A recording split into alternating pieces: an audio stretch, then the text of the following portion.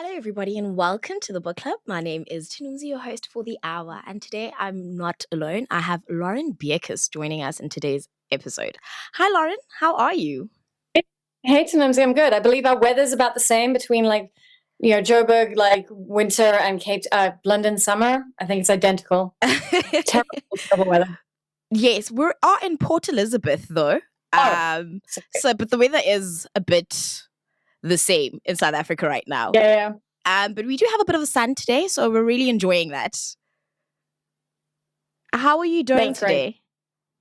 I'm good. Yeah, it's been lovely. I've been living in London the last 2.5 years, and immigration is hard, but it's also been really exciting. It's amazing to be more part of the culture of the world and be involved in things. It's lovely. Awesome. So you were born in Johannesburg, right? Around about the 70s. I know it's rude to mention a lady's age. 1976. I have no shame about my age. I think we need to own all the beautiful things about us. Exactly. Excellent.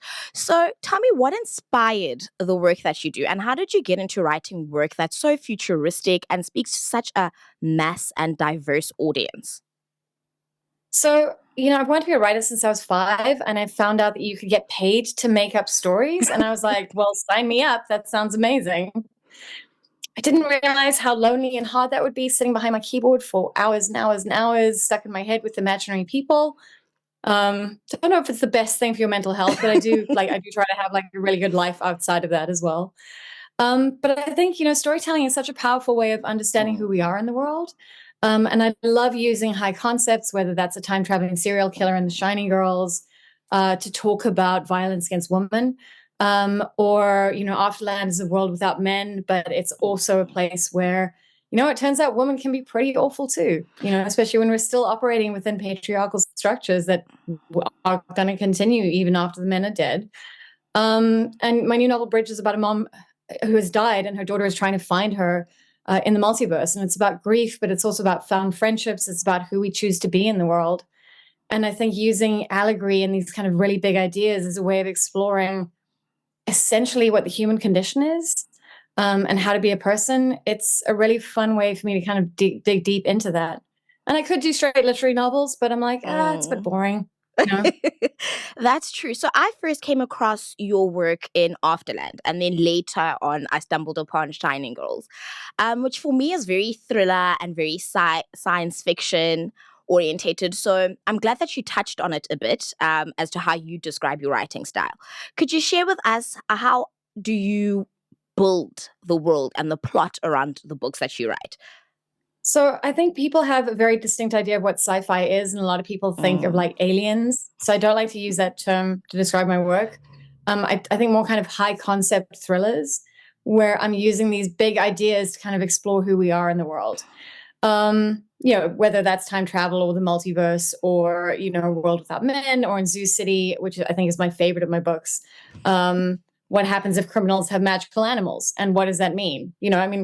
It's a very weird idea, but it's kind of ways of exploring big real world concepts. And the way I build the world, it's very intuitive. I kind of feel the sense of character and place. Sometimes I'll have a line of dialogue in my head, but it's also, I'm a magpie for research. And I love hearing people talk about interesting things. With Bridge, which is my new book, I got to hang out with a neuroscientist and talk to musicologists. And I went into the lab and I learned all about how tapeworm is the leading cause of epilepsy in Africa. And it happens 5 to 10 years after infection. We could do a whole radio show about that. But I get to do this really cool research, and it comes from being a journalist and being curious about the world and trying to figure out how these interesting bits fit together. Part of that is also, I recently found out I have ADHD, which can be crippling because there's a lot of self-doubt and paralysis. But also means that I'm constantly curious and I'm constantly looking for the shiny new thing. And I love putting things together in weird ways. So, but for me, it's very important that you have, it's not just about a big plot. It's about characters that you really care about that resonate with you. So although I have these high concepts, my characters are very grounded.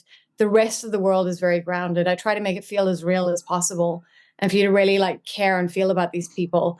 And also I like writing complicated people. They're not perfect human beings. They're not the good guy. They have made terrible mistakes and they're trying to figure out a way to make things better. And I think that's something I strive for, is trying to be better. That's very true. I like how you touched on the characters, because the one thing that I feel you detail so well in your books is how intricately you portray each and every one of your characters, the emotions, their personalities, and how you as the reader can sort of empathize with each and every one. I mean, even though Cole was a bit, in Afterland, but Yeah. you could understand where she's coming from. You can understand who she is. So how do you manage to get into their characters so well, each and every one of them? Again, I think part of this comes from being a journalist and like Mm, talking to a lot of people, and interviewing people and understanding how other minds are different to yours, which I think is the magic of the world. And also the magic of reading, because when you read a book, I've created the text, but when you're engaging with the book, you're not engaging with me, you're engaging with the mm, story. And as a reader, you bring all of who you are to the story. So it becomes this just absolutely magical communication and way of sharing ideas and stories. And the way you experience it will be different to the way everyone else.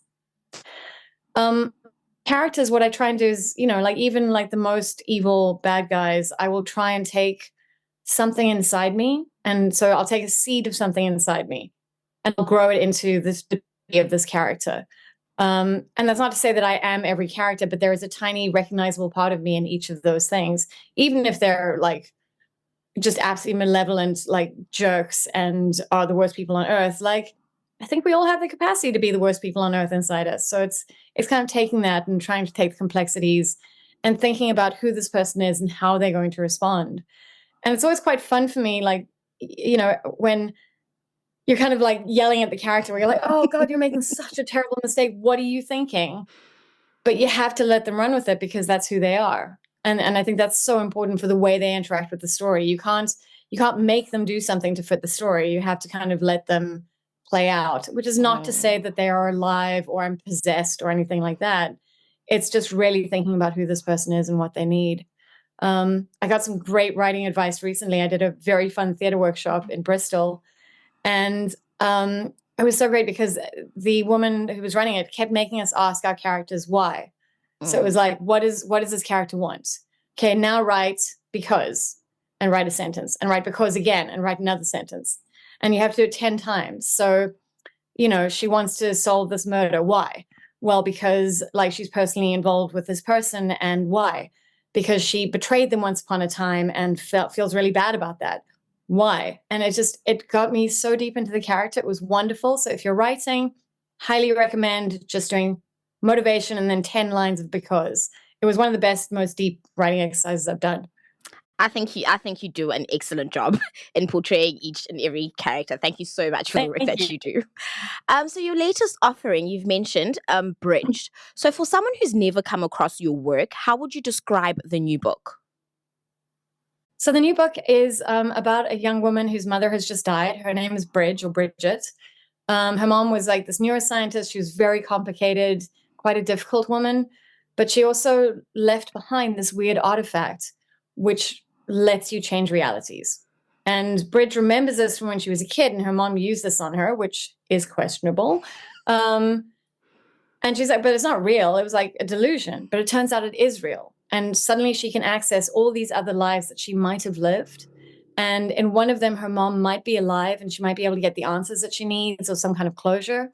Um, so it's about grief. It's about being a mother. It's about being a daughter. She's also going through her mom's diaries.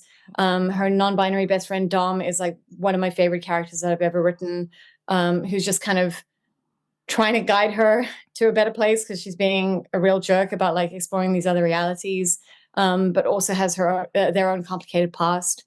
Um, so yeah, it's a book about grief. It's a book about choices. It's a book about letting go of the choices that we haven't made and all these. I think we all like this is. I try to have some kind of thing that we can all relate to Mm. at the heart of my books, and I think we all have this sense of like, well, what would have happened if I'd gone to study at that university, or if I hadn't dropped out, or if I had pursued that relationship or had broken up with that person sooner, like what would my life have looked like?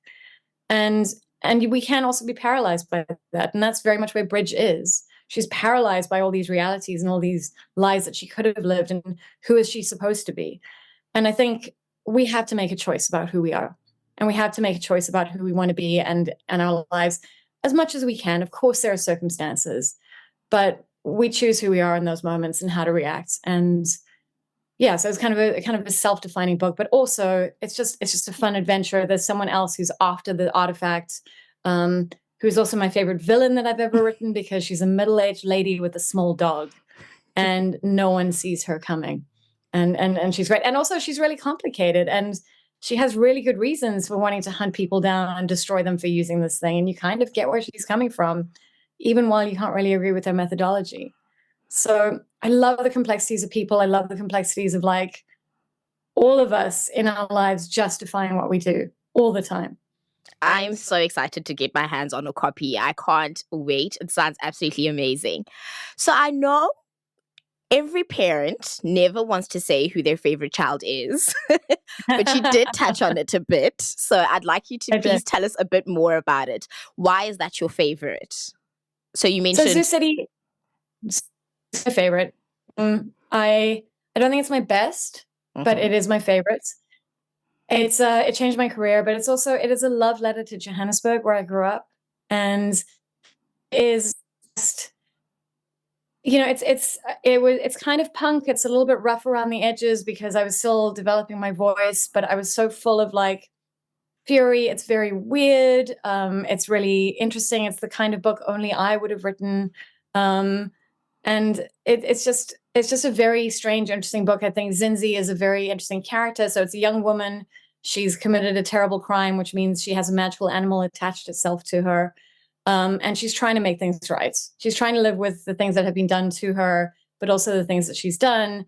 But it's also a detective story where she's trying to solve a mystery of missing pop stars with a sloth on her back, through this kind of weird magical Johannesburg. And it's just bizarre and wonderful. And I love her as a character. We just redid the audiobook, which I would highly recommend. I directed it with an amazing actress, Glendiswa James, and she is phenomenal. She embodies Thinumzi December.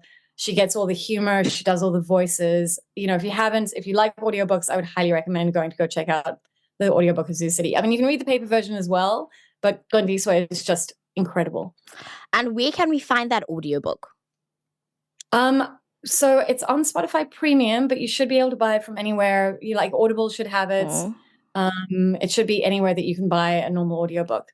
And I think you can listen to a sample as well, but she also has the most beautiful voice and just lives the character. She's amazing. All right. Thank you so much, Lauren. Personally, I could go on the entire day, but our show is only that long. I appreciate you taking the time out to talk to me. I'm fangirling so hard. I was nervous the entire morning. But I really appreciate the time we spent together. It's been truly amazing on my end. Thank you so much. It's been an absolute pleasure. I always love like chatting to huge readers and like South Africans. It's the best. Love your work. Thank you for your work as well. Thank you so much.